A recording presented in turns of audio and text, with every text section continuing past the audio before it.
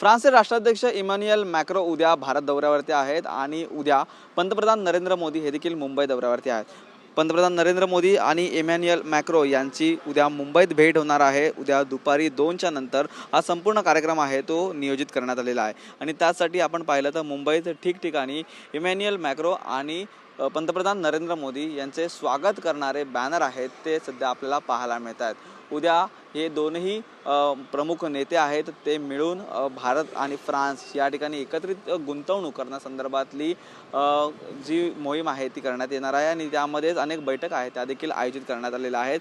लोकभवन या ठिकाणी पहिली बैठक यांची आयोजित आहे आणि त्यानंतर मुंबईतील ताज हॉटेल या ठिकाणी विविध मुंबईतील तसेच भारतभरातील जे बिझनेसमॅन आहेत वेगवेगळ्या सेक्टरमधली लोक आहेत त्यांची भेट घेऊन चर्चा देखील करण्यात येणार आहे।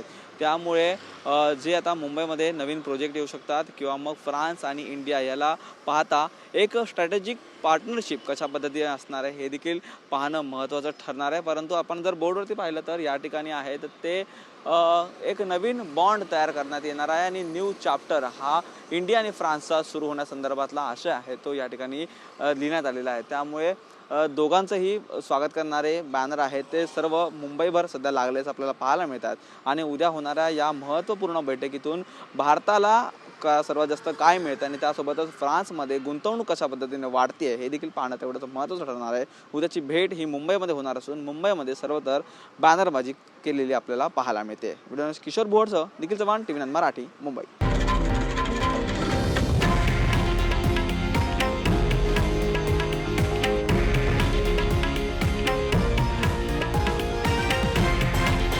हे आहे देशातील नंबर 1 न्यूज नेटवर्क आणि आपण पाहत आहात TV9 मराठी, एकमेव।